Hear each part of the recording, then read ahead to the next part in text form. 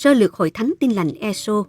Giai đoạn sơ khai của Hội Thánh từ năm 1997 đến năm 2010. Hội Thánh Tin Lành Ê-xô là một hội thánh của người sắc tộc Dao Đỏ, được hình thành vào những ngày đầu của năm 1997. Trong giai đoạn đầu tiên có hộ ông bà Bàn Sinh Tịnh đã tin Chúa từ Hội Thánh Tin Lành Việt Nam miền Bắc, sinh sống tại tỉnh Cao Bằng. Vì cuộc sống kinh tế quá khó khăn nên phải rời bỏ quê hương để tìm nơi sinh sống. Đi nhiều nơi và tìm nhiều chỗ, và cuối cùng là định cư tại xã Ê-xô, huyện Eka, tỉnh Đắk Lắk, từ đó cho đến nay. Cho dù ở bất cứ nơi đâu, gia đình ông bà Bàn Sinh Tịnh trung tín giữ sự nhóm lại để thờ phượng Chúa. Mỗi tuần, gia đình ông bà và các con vẫn cầu nguyện tại nhà riêng của mình vào lúc 2 giờ sáng Chủ nhật để ca ngợi Chúa. Thật vậy, như lời Chúa đã phán, Ngài yêu ai thì yêu cho đến cuối cùng. Và qua gia đình ông bà, Chúa lấy thêm người vào hội thánh của Chúa. Bởi ơn thương xót của Chúa, trong những ngày đầu của năm 1997, như chiên không có người chăn, thì Chúa đã dẫn tôi tới Chúa là thầy cô truyền đạo tình nguyện Nguyễn Xuân Mai đến với anh em người Dao Đỏ tại đây.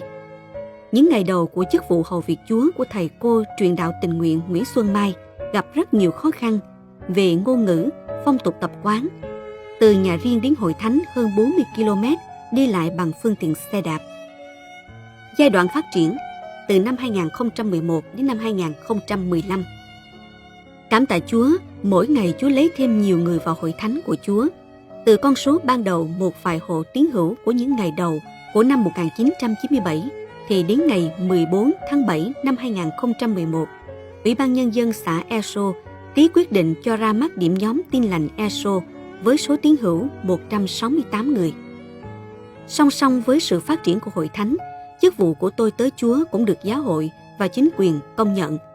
Vào ngày 13 tháng 10 năm 2010, thầy truyền đạo tình nguyện Nguyễn Xuân Mai được bổ nhiệm chính thức đặc trách điểm nhóm Tin Lành Ê-xô với chức danh là truyền đạo. Ngày 6 tháng 7 năm 2013, ông được giáo hội công nhận mục sư nhiệm chức.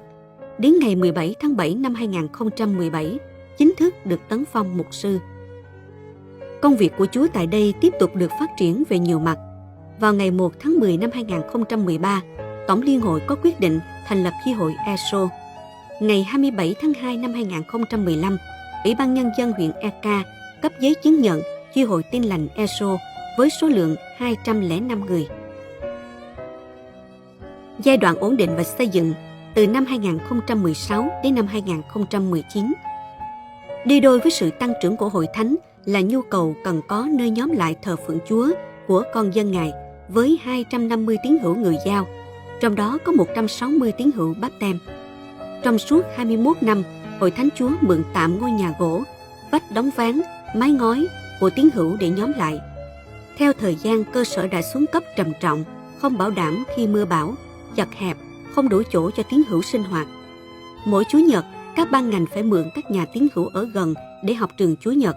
Có 7 lớp học trường Chủ nhật và một trong những hội thánh tham gia học trường Chủ nhật đạt tỷ lệ 100%. Trong bối cảnh đó, con dân Chúa luôn khao khát được xây dựng một ngôi đền thánh để thờ phượng Ngài.